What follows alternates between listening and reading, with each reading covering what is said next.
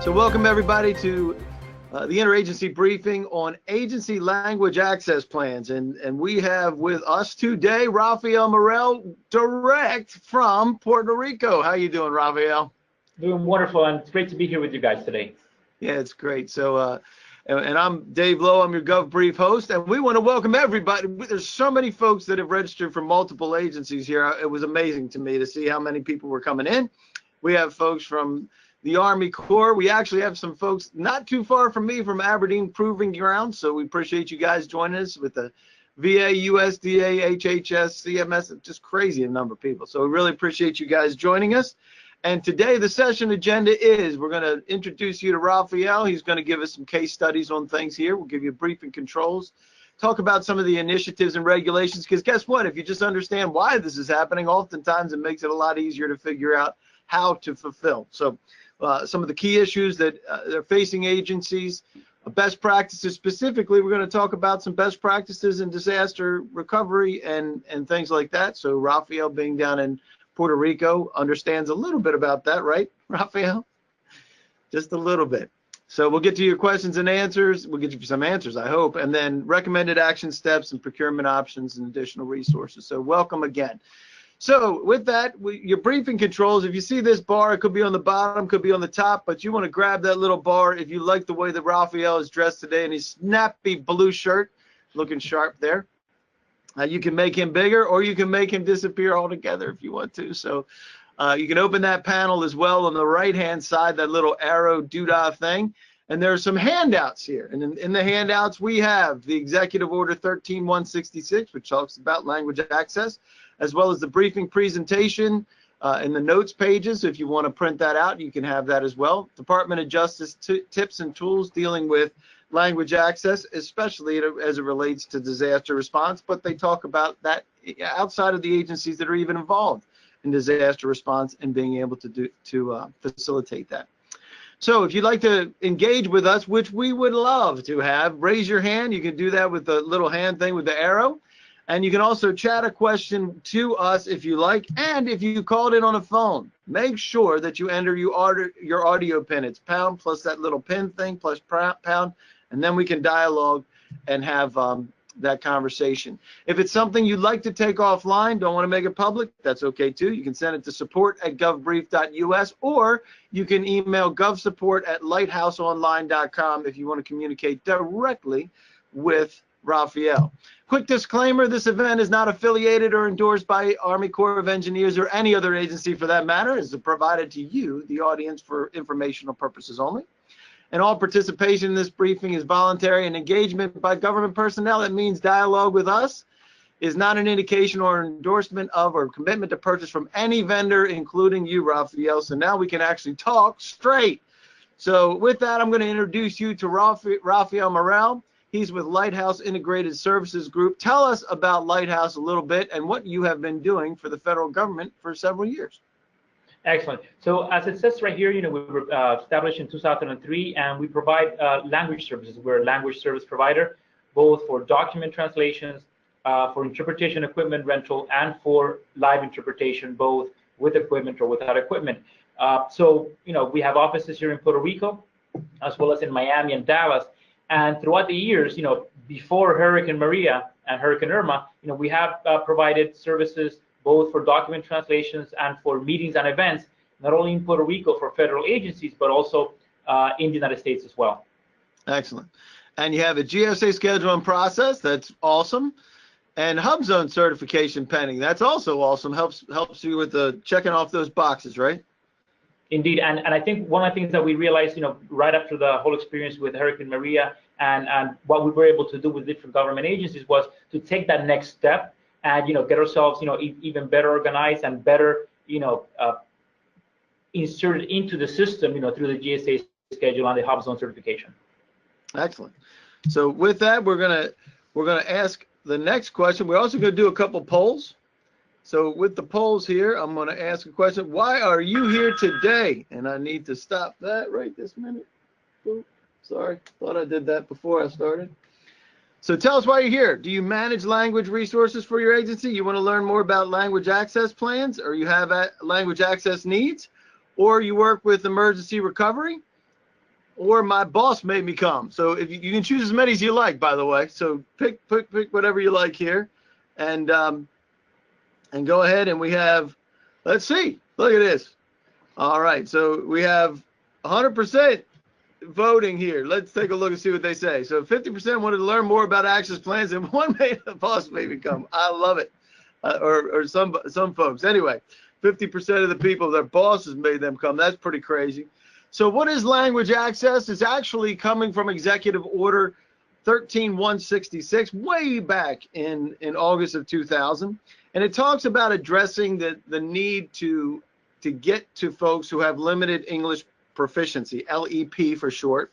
And it's for all agencies. It's not for just the folks that are in disaster response, which we'll talk about a little bit more in detail. But improving access services for persons with limited English proficiency is what it's all about, and providing meaningful access to the agency's programs and activities. So whatever programs, whatever your mission is as an agency, the objective is to be able to engage everybody, which is as practically effective, which means you want to get out there as best you can and be fiscally responsible so that you can be responsive to particular circumstances of each agency. And every agency has to service somebody with language challenges, right, Raphael? It's not any single agency, it's every agency, right?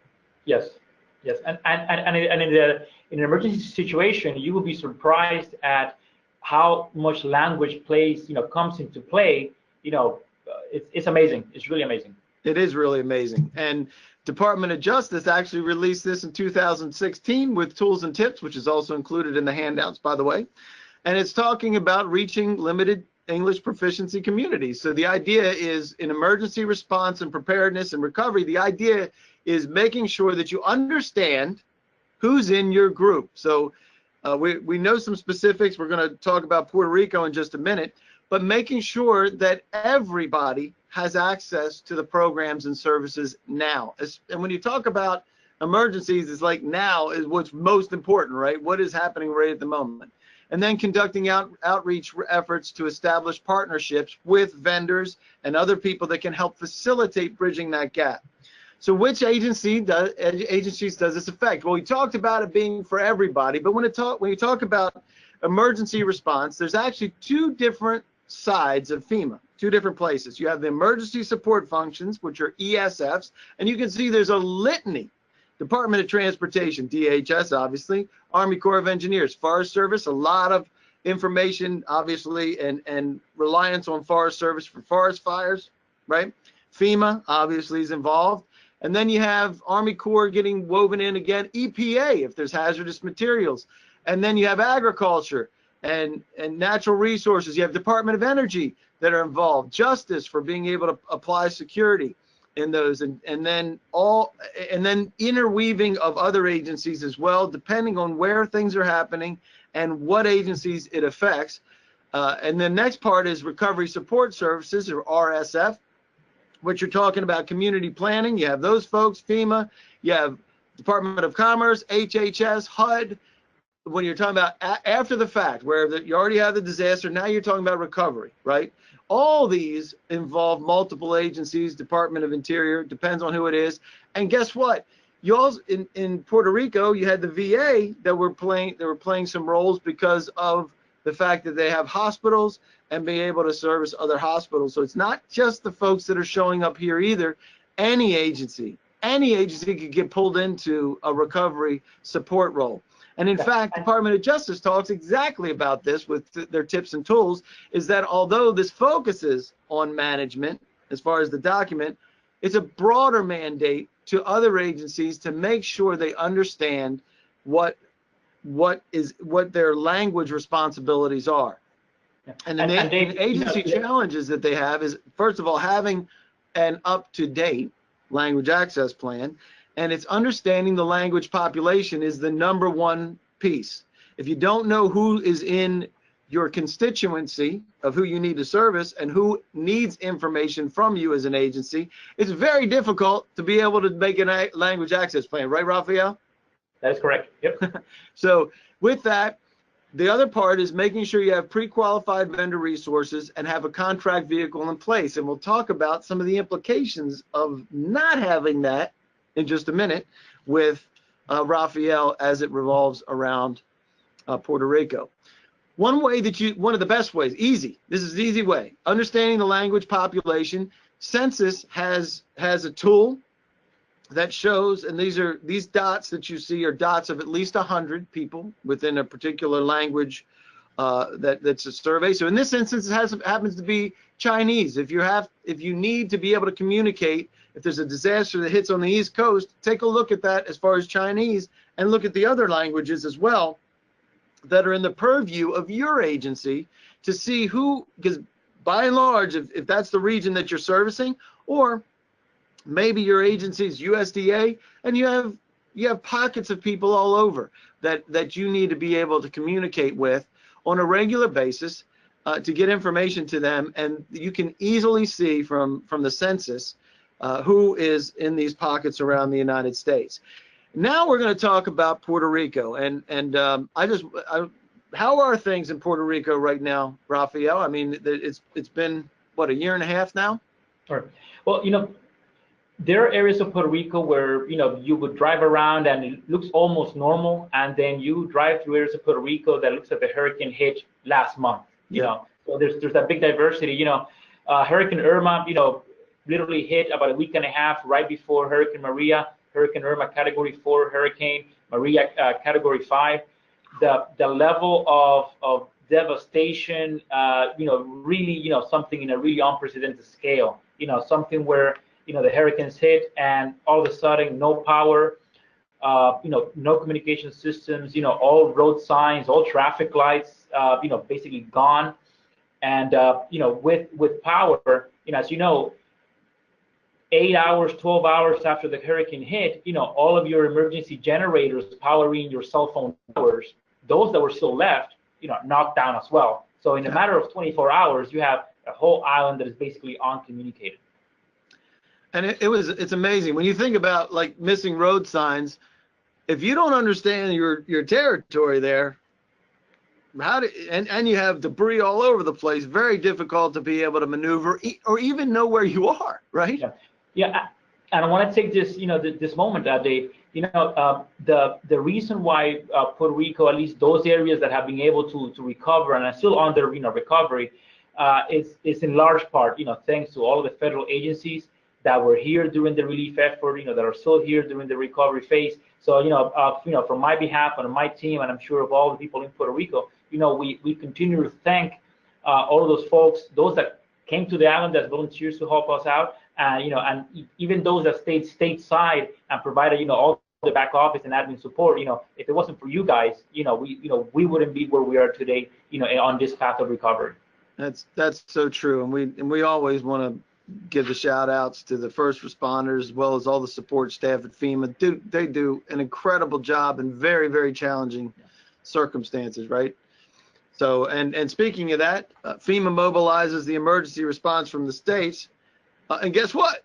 72% of the population is Spanish only. And just take a look at the rest of the folks, and so everybody knows, I'm your typical American guy.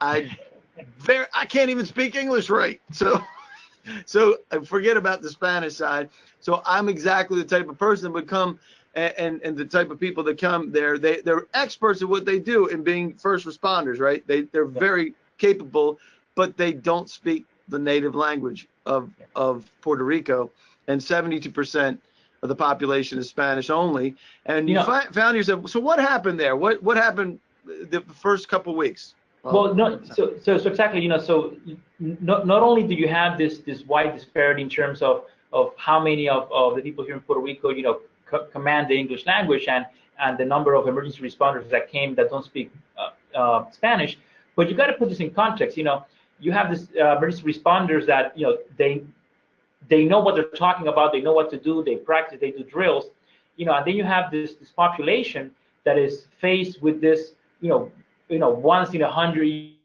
So they're affected, emotionally, affected psychologically, and you're trying to interact with this population, so you have both the language barrier, there, but also, people are not in the best of, cognitive awareness of, hey, let me truly focus on this because I'm hungry, or let me focus on what this person's telling me because, I lost my house. So when you put these things together, it definitely makes it very difficult. So you have in Puerto Rico a lot of state and local emergency responders and emergency personnel that have been trained, and get routine drills and trains and practices and mock scenarios.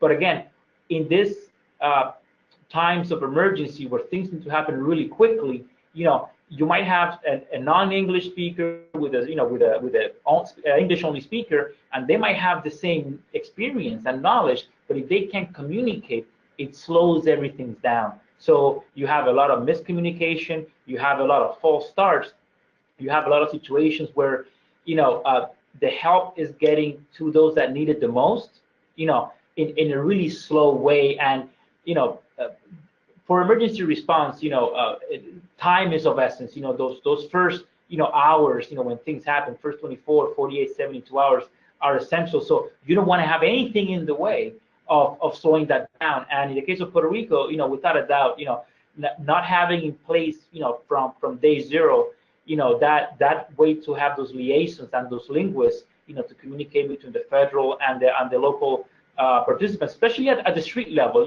At the command center, you always have, bilingual folks, but when you have somebody, in a FEMA vehicle driving, through the countryside, trying to get a hold of somebody in the house to see if they're there or not, that's those precious minutes, mean a lot, to give those people help. And the confusion that results as that. So initially they started looking at just what they could do on the ground, but they realized pretty quickly that they needed to have some professional help. Now I need professional help in a different way, but you guys needed professional help in language, right? So that's the idea. So the idea is FEMA had 30 linguists that they needed. Army Corps of Engineers had 25 linguists. And then tell us about what is NYSUC and what are power brigades? What are those folks? Sure. So NYSUC is New York State Utility Contingent. So in any disaster situation, different power utilities across the United States, they come together and they help each other out. It's like a mutual aid kind of program. So for New York, about 6 different power companies got together, came down to Puerto Rico, maybe about a month and a half after the hurricane hit, to help to speed up reestablishing power. And they came not only to help with the big power transmission lines, which is the first one that got fixed, but then at the street level, at the distribution level. So you have these brigades coming in, with their big trucks, with their buckets, with all the equipment, with all the material, but then they run into the issue where when you have to coordinate with the population of, hey, we got to restore power at this community, how do you let the community know that this is going to happen? How do you ask permission or you establish some of the right-of-ways? You might have street poles or light poles that are in somebody's backyard or in somebody's front yard, and you got to explain to them, what are you doing? You might be fixing this street, and then you have people from all the other streets coming and say, hey, when's my next?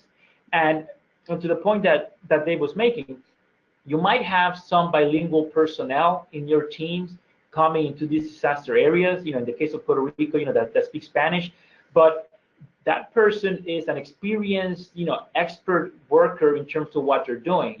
In this case for NYSUC, that's the guy that needs to get up on the ladder or up on the bucket and fix the transformer or connect power in that area. If that person is getting settled down with customer relations or public relations, they're trying to explain to somebody, hey, I'm with the government. I need to be able to get into your property to fix this thing.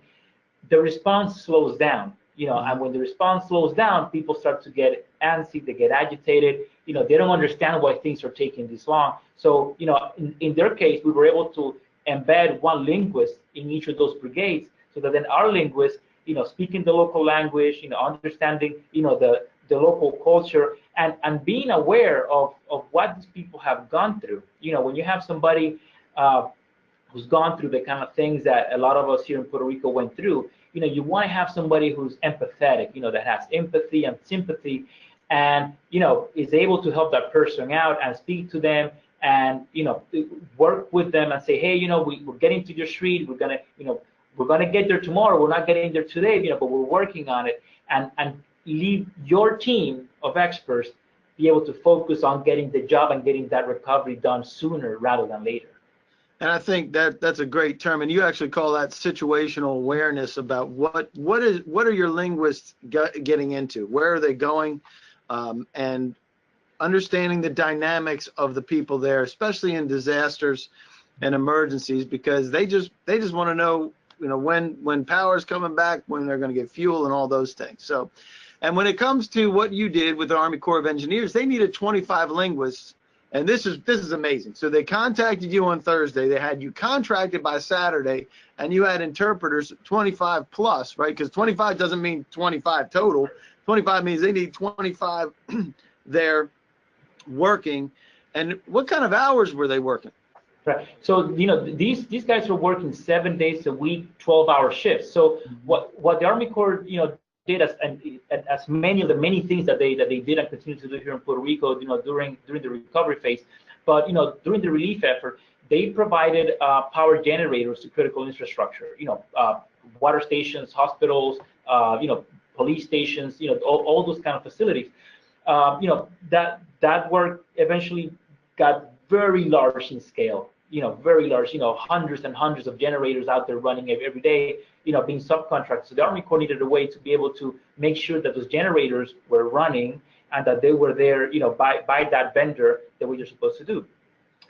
So our team of linguists was able to accompany them and make sure that when they would go to each of those stops, that they were able to interact with whether it's the security guard there or the representative for that facility, and be able to get the information that the Army Corps staff member needed to be able to have, that quality, assurance auditor. And again, when they reached out to us, they had already been on the ground for 3 weeks, and they realized, hey, we're going out there to these 78 towns in Puerto Rico, but we're not making progress because we're having language issues. We're interacting with the local folks, but we're not really being able to communicate and get the information. Plus, we're getting lost.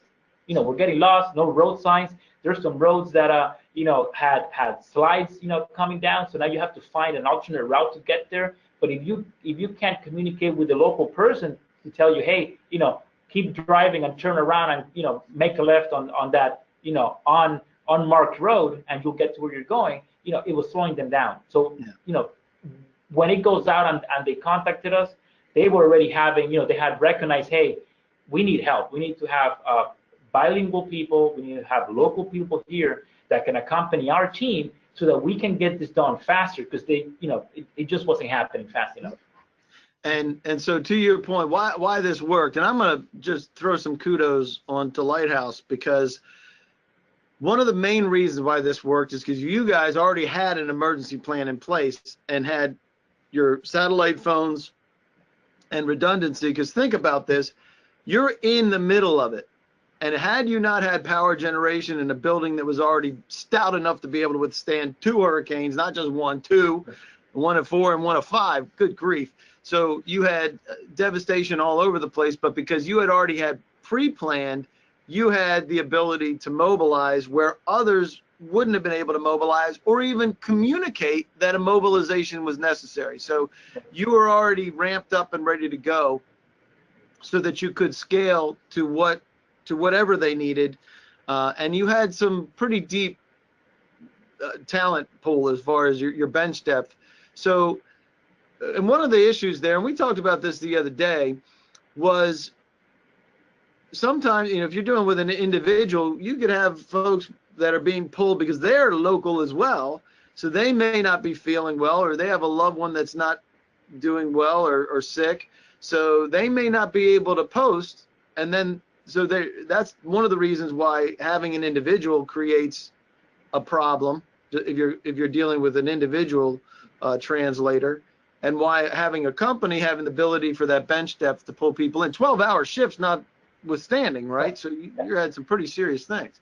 And I'll share with you, a couple of situations that that we came across, and again, to your point, it really helps, for all agencies to really, look at this, with a lot of, planning and with a lot of thought, forethought. In the case of both, FEMA and for the New York State Utilities Contingent, when the power brigades contact us, they're reaching out to us because they were hiring individually, local linguists, but for whatever reason, they were not showing up, or they were not showing up on time. So imagine you have these 15 brigades, trying to go out the street, and they have a work plan set for that day, which depends on having that bilingual linguist to serve as that intermediary and smooth everything for them, and then that person doesn't show up. That throws off everything, for what you're doing, for that day. And again, it starts to slow down the recovery process. The community starts to get upset. Hey, you told us you were going to be here yesterday, you didn't show up. What happened? And things like that, start to build, a little bit of resentment. They don't want to hear. They don't want to hear that you missed that you didn't have somebody that spoke the language. That's not what they want to hear. They want to hear when's their power coming back. And I think and the same thing for and the same thing for Army Corps. They asked us for 25, but what they really meant was every day we need 25 people. It doesn't have to be the same 25. That's right. But it can't be 24 or 20. It needs to be 25. So imagine within a week's time we had to interview not just 25, because again, we got to get the right people, that have the right language skills and that, have the ability, to have that situational awareness that you mentioned and be able, to do this and be in a car visiting Dallas, 12 hours, in a row, 7 days a week. So we interview, 50, 75 to get down to 25, but then, we got to have depth, like you're saying, 28, 29, 30, people on call, somebody that you can, call out, at 2 in the morning or at 5 in the morning and say, hey, we need you to come in, and then be able to have that person come in. I think I lost. Can you still hear me? I can still hear you, yeah. Yeah, I don't know what happened to my screen. I lost the screen here for some reason. Yeah, it's not showing on our end either, but yeah. So we'll run it this way, since it's just you and me. You can expand it higher. So the other component there was your situational awareness. I'm hoping this comes back up so that I can make this work. I'm not sure what happened there. But anyway, your situational awareness, you're there, you're in the middle of all this and the craziness. The fact that your folks had local dialect, they understood the language back and forth locally, because you could have Spanish speaking, but then you had Puerto Rico, right? Isn't that it? Yeah. And again, we had several interactions with some of the agencies that we worked at, where they would bring in their bilingual first responder or their project manager or case manager, and quickly after a few days they realize, hey, yes, I'm bilingual, or yes, my person is bilingual, but one, I'm getting pulled out from my main task to help interact with the language, and number two, if you're from like South America, or you're from Mexico, and you work with the federal government and you come into Puerto Rico, you will notice that there's some cultural differences that eventually come into play, things that you have to be aware of. And again, you might not have the time to get up to speed, ramp up, and be able to have that full awareness, cultural awareness, not just language awareness of what's going on. And that's what we were able to provide, for our team. One of the things that happens here in Puerto Rico, for example, when a federal team member, is out there visiting, these people are very grateful, they're very thankful, what you're doing. They're going to invite you to their house to eat lunch. They're going to invite you to their house to at least have some coffee, and it took a while to explain to them, it's okay, they're not going to mob you or nothing, they're not going to rob you, they're just trying to be, grateful and thankful, and that's the way of showing, how they care up, about what you guys are doing, for Puerto Rico. And absolutely true. And so I do have a couple questions. I'm going to work to get this back up and running. I'm not sure exactly what is happening here, but I'm working to get this back up and running so you can see this. But I do have a couple of questions. Give me 1 second. And let's see, do this. Let's try this one more time. 1 second. I will make this work, I'm telling you. And you can still hear me, right? Everything's good? Yes, indeed. And so I mean, we'll continue with this. So Don is asking, do you provide services in languages other than Spanish? Because obviously you're there in Puerto Rico. That makes good sense. Indeed, we do. You know, we cover most languages, and including American Sign Language. You know, and that's one of the things. You know, that in a hurricane situation, you know, or in a disaster situation, whether it's hurricane or tornado or you know, forest fire, you're gonna come across where, you know, you might have somebody who's hearing impaired or even visually impaired, you know, who might not be able to communicate directly with that responder, and we're able to provide, you know, that as well. You know, not just on the spoken language, but also on sign language as well, and not only in Puerto Rico, but, you know, across the United States as well. Yeah, and that's, hang on 1 second, I'm working this. I got another question. Do you have translation outside of Puerto Rico? Yes, we do. We have actually a couple of offices, one in Dallas and one in Miami. And with those two offices, you know, we serve both the East Coast and the Midwest and West Coast. So we're definitely able to, you know, provide linguists on the ground, you know, in the, you know, U.S. continental. As part of what we do, you know, in terms of our services for interpreters, you know, we have teams that are either local or mobilizing, you know, to different cities on every single week. So we can definitely, you know, provide that support, you know, wherever you guys need it.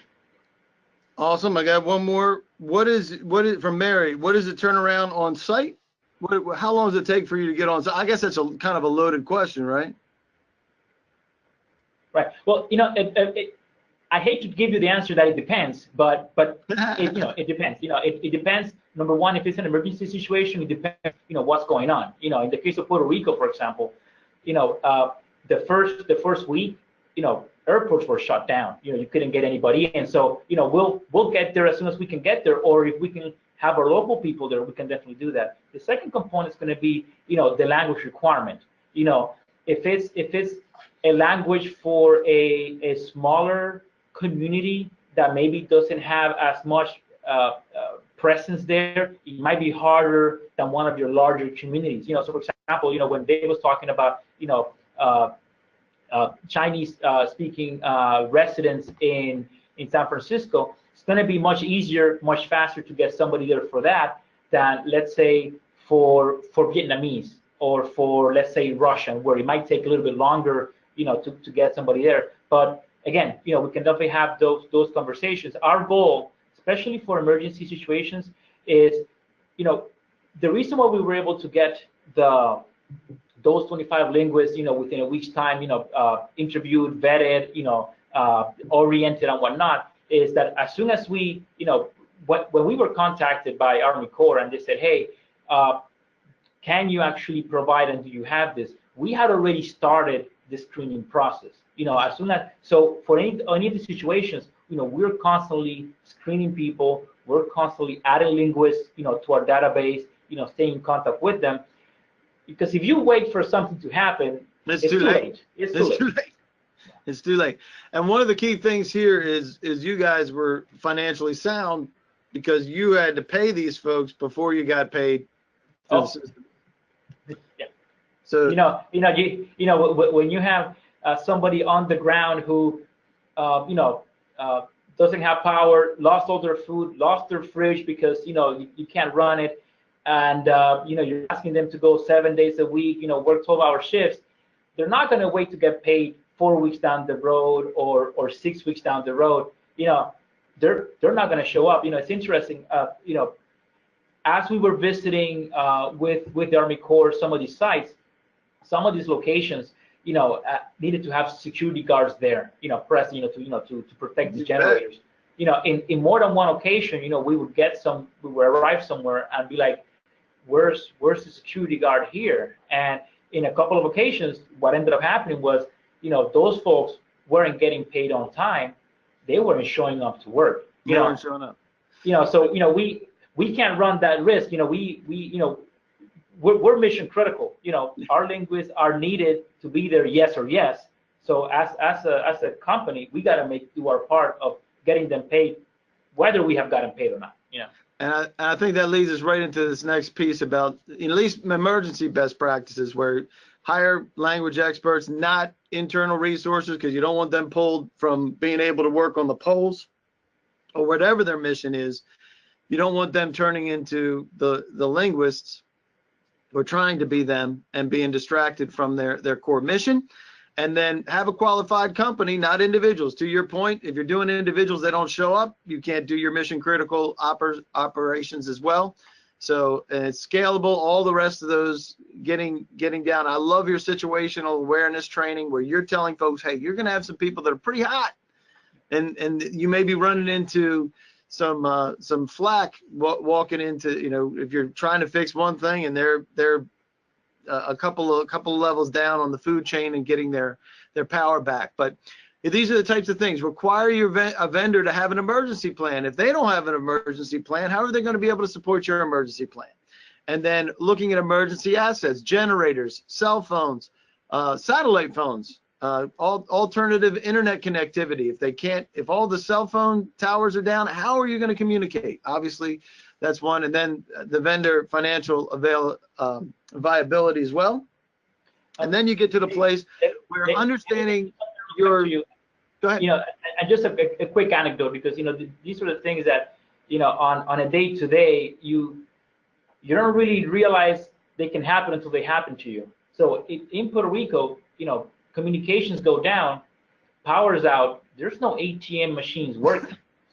So if you don't have even a little bit of, as an agency, of course, as individuals, we're all told, for our emergency preparedness for our individuals, always have a little bit of cash on hand.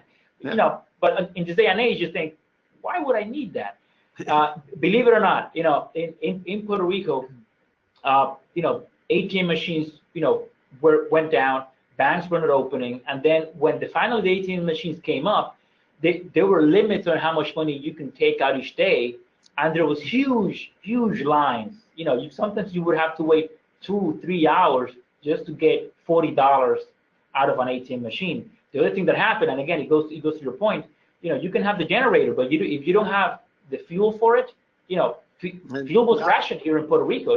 Here, you would have to do huge, I'm sure in the news it came up a couple of times at the gas station, huge lines where you can only get 5 gallons a pop. You couldn't be online and get 50 gallons of gas, only 5. So again, if you're not fully prepared, as an agency, to support, some of these federal requirements, and again, we had the pleasure and the honor of helping those that were helping us back, that were helping us in Puerto Rico. So in a way, we have that additional vested interest and additional responsibility of as a company that interacts in these kind of situations of being as best prepared as we can to be able to assist. Yep. And to your point, as far as knowing what that environment is like, you mentioned something very interesting, and that is making sure that you have your own self ready, right? Your own company, you already have the back, you have your gas, you have all that's necessary. Emergency assets, that's what you're talking about, as well as financial viability so that you can make sure people get paid. Your vendor safety plan, love it, love it, love it. And you also did something where you provided personal protection equipment with hard hats, boots, vests, goggles, and all those types of things, because there isn't a way to necessarily have that in the middle of the emergency because different size shoes and clothing and things like that. So very, very important to be able to have that as well. So now we're going to get to the next poll. Let's see what we got here. What is your biggest language issue? And making sure people are staying engaged here a little bit. My agency doesn't have a current language access plan, and the key word there is current, or access to qualified vendors, or is it a cost issue and budget issue? And a lot of times it winds up being that, or something else. Please contact me. If you have any issues, let us know. We're going to keep this rolling. We're running a couple minutes behind, but we want to keep this ready for you to get what you need. So we'll give you another 5, 4, 3, 2, 1, and we are going to close that out and keep on moving. Just keep things going. We already had some questions. We do have another question. I'm hoping I'm saying this name right. Akraf, is there a way to do translation online? Great question. Yes, there is, and as a matter of fact, we provide that service. Currently, we're providing that service. What you have to keep in mind is that in an emergency situation, you might not have the infrastructure to be able to support that connectivity online. You might not have that internet availability, or you might not even have the bandwidth capacity to be able to separate or set aside to do online, whether it's remote video interpretation. Again, it comes to what infrastructure is still left in place to be able to get that done. But we do have, again, to the point of us getting ready and preparing, we have linguists that we work with and identify, in different parts of the U.S. So if I have a linguist in New York and something happens in New York and that linguist is not available, I got to make sure that I have somebody in D.C. or down in Miami or out in Dallas, who can provide me support, whether it's telephonic, whether it's online, or even if we have to fly that person in. Because again, oftentimes, and those of you that have worked in emergency response, the area might be so hard hit that you got to bring people from outside to help recover, because those that are there have gone through so much devastation, so much loss, both material and personal and emotional, that you need that extra, help coming from outside to help you get back on your feet. I couldn't agree more. I do have one more question. We'll do that in just 1 second. Protecting your agency. Make sure you pre-qualify your vendors. Make sure they have the ability to scale. This is what made it work in Puerto Rico. It can make it work on your projects as well. Do professional vet. Make sure they have professional vetting and background checks. You did that, right, Raphael? Very important. As well as local dialect experts. That's one of the reasons why it worked well for you, because you're right there smack in the middle of it. And then require your situational awareness training. If you're putting it out there, make sure that they understand that in addition to what you're going to have to do with the language barriers and meeting the language barriers, you also want to make sure you're servicing people. And you guys did a great job. You said it, being empathetic towards the situation. You're in the middle of it. You're doing it. You're in it together. You're all in the same place. Hey, we're working to get this done, and helping to kind of ease those kind of challenges. One of the key ways you can do this is establishing a BPA or an IDIQ.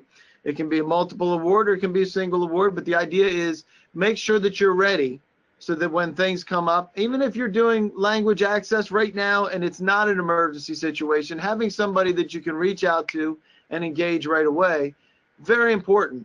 And if you are in emergency response or recovery functions, make sure you know the language dynamics. Again, Census has a great place to go for that.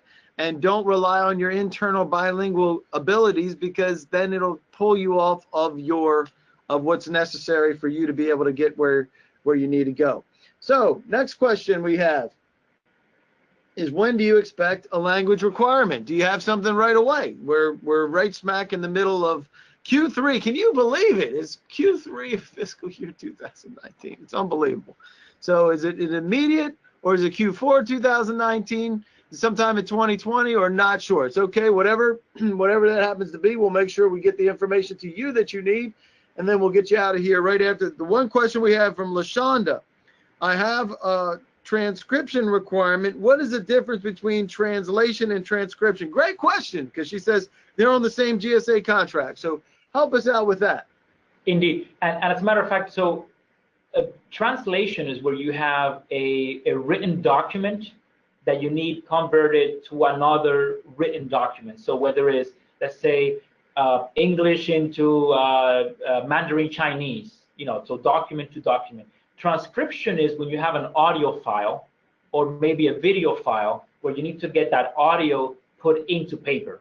Whether you need to, and oftentimes transcription is done same language. So you might have a video that's in English and you need it transcribed on paper in English, or sometimes, and we do both of these. And sometimes you need a video or an audio that's in English, and you need it on paper back into French or Vietnamese or Spanish. So you have that component of getting it on paper into different languages. That would be like transcription and translation. And we provide both of those. But that's the key difference. One is document to document. The other one is from an audio file into a document form. That's a great question. And LaShawna, you're not alone, by the way, because there's a whole bunch of folks that get that confused. I know for a fact because I've talked to a couple about it, and I could be that person as well. So thank you very much for that. So if for procurement, there's some folks asking about the procurement mechanisms, and this is one of the mechanisms. You can reach out to Lighthouse directly, Hispanic-owned small business. You do have your PSS schedule coming, so that'll be good. We'll make sure everybody knows about that, and Hub Zone pending. But if you need any socioeconomic set-asides right now, you have partners that you can run that through because you've been doing this for a while, right, Rafael? Yes, indeed. Yes, indeed. So they can absolutely do that. What to expect coming up? You will have a recap email coming up with the presentation, the handouts, the Q&A, the dialogue back and forth. If anybody has any questions, we may, if they come in via email, we'll make sure that we distribute those as well as reaching out to you for one-on-one discussions about your agency. And any information that you need from Rafael, we'll be glad to do that. So we'll be reaching out to schedule those for you. And with that, we're going to let everybody go because we appreciate them being here. We're running a couple minutes behind. Great questions, though, and appreciate all that. So any parting comments from you, Mr. Morel?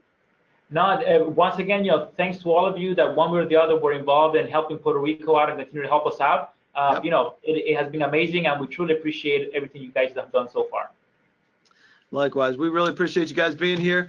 Thanks much.